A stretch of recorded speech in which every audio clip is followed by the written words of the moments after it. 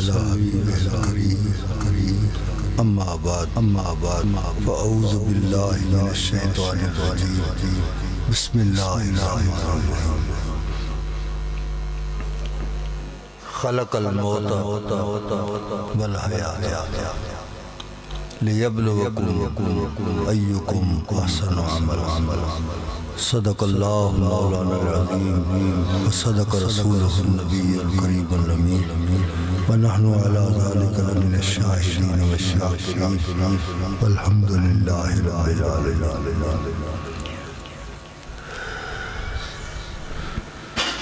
حمد محمود کہ در جملہ شد بانوار محمد الوقر صورت کرے ازل میں تیرے اعتبار پر ایک مشت خاک تھی جسے انسان بنا دیا. محترم و مکرم حاضرین و سامعین علماء کرام سادات اعظام تمام مہمانان گرامی، آج کی اس تقریب میں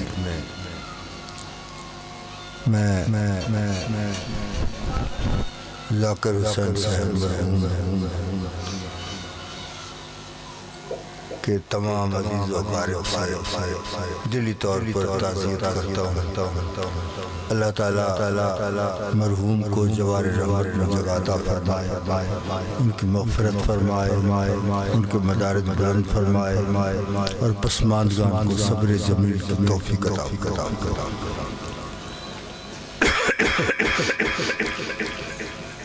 اس قسم کی تقریب کا مقصد کیا ہوتا ہے؟ دو چیزیں. ایک یہ کہ کچھ پڑھ کر اس سال ثواب کیا جائے فوت ہونے کو. دوسری بات یہ کہ جو موجود ہیں وہ بھی اس بات کو یاد رکھیں کہ یہ وقت ہم پہ بھی ضرور آئے گا. جو اس دنیا میں آیا اس نے یہاں سے ضرور جانا ہے.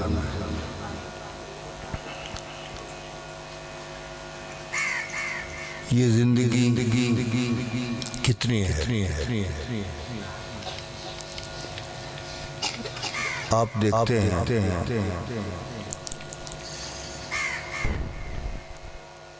کہ جب بچہ پیدا ہوتا ہے تو کسی نیک عالم حافظ قاری کو بلایا جاتا ہے. اس کے ایک کان میں اذان پڑھتا ہے، دوسرے کان میں تکبیر. اور یہ اذان اور تکبیر وہ چیز ہے جو ہم 5 وقت سنتے ہیں. اذان ہو جاتی ہے، کچھ دیر کے بعد تکبیر ہوتی ہے اور تکبیر کے ساتھ ہی جماعت کھڑی ہے. اس میں یہ کہا جاتا ہے قد قامت الصلاۃ، نماز ہو.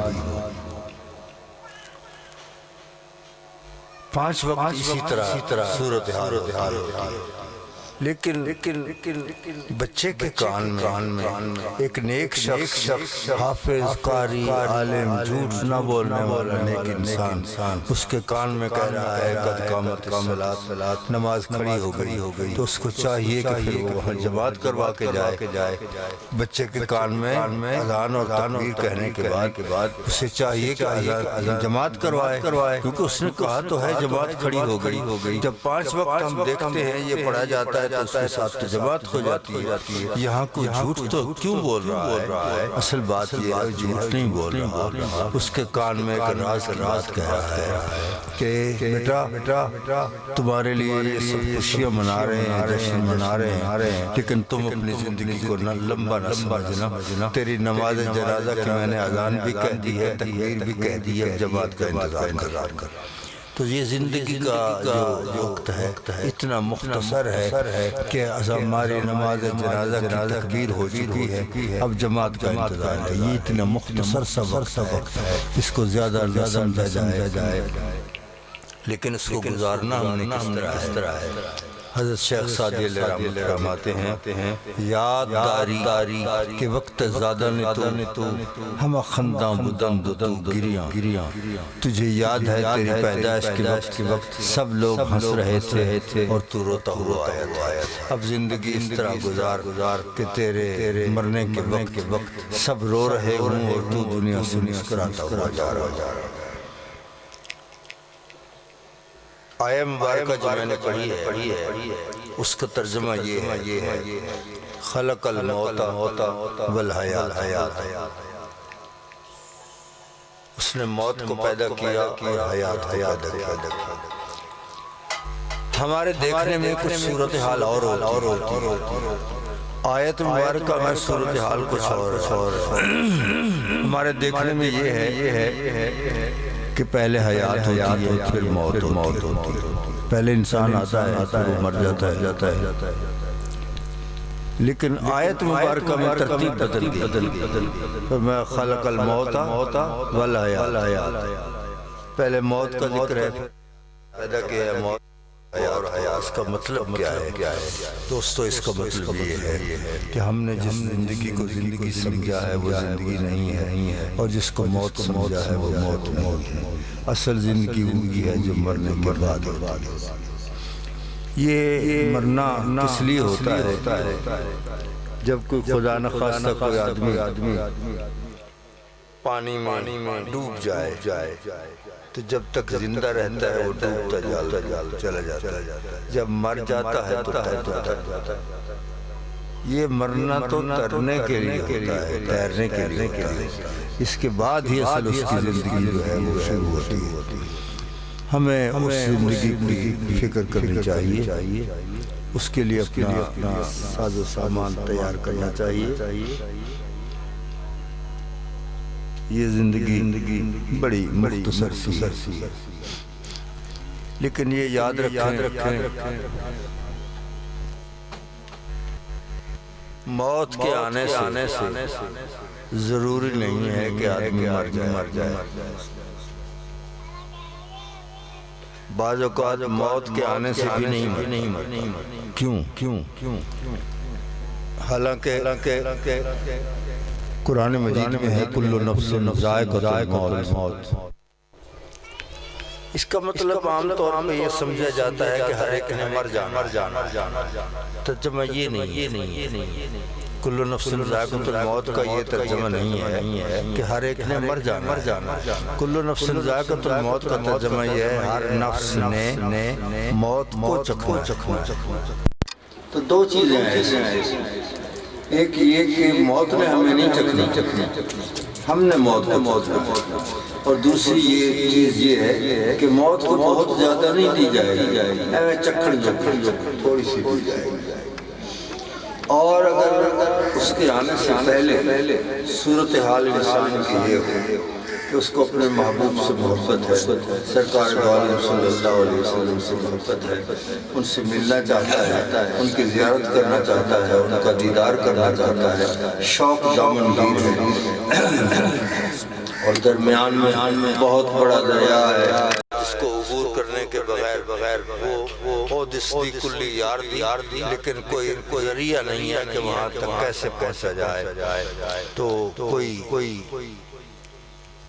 عارف اس کی کان میں باز کی بات کرتا ہے کہ اگر اس پار والے محبوب کو ملنا چاہتے ہو تو اس کے ملنے کا طریقہ یہ ہے فریدہ ٹریا جا، ایسے چلتے رہو، آگے ایک پل آئے، اس پل کو جب عبور کرو گے تو تم یار سے مل جاؤ۔ تو وہ پل کے شوق میں یار سے بھی پہلے وہ پل کے شوق میں سفر کرتا رہتا ہے زندگی کا۔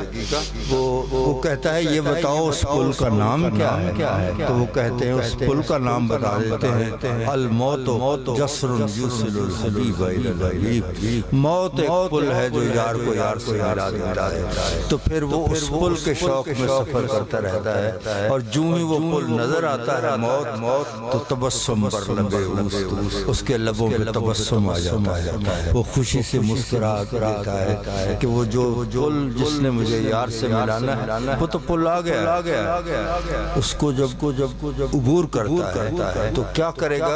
ذائقہ الموت، اس نے اس کو چکھنا ہے اور چکھنے کے بعد یار سے مل جائے گا تو وہ کہے گا یہ تو بڑی مزیدار چیز ہے، میں اس سے پھر کیوں نہ چکھوں؟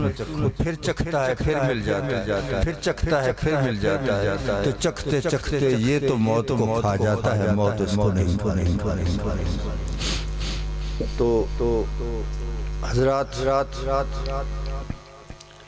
زندگی بڑی مختصر سی ہے، اور اس کا مقصد اس زندگی کا اگر غور کرے تو کیا ہے کہ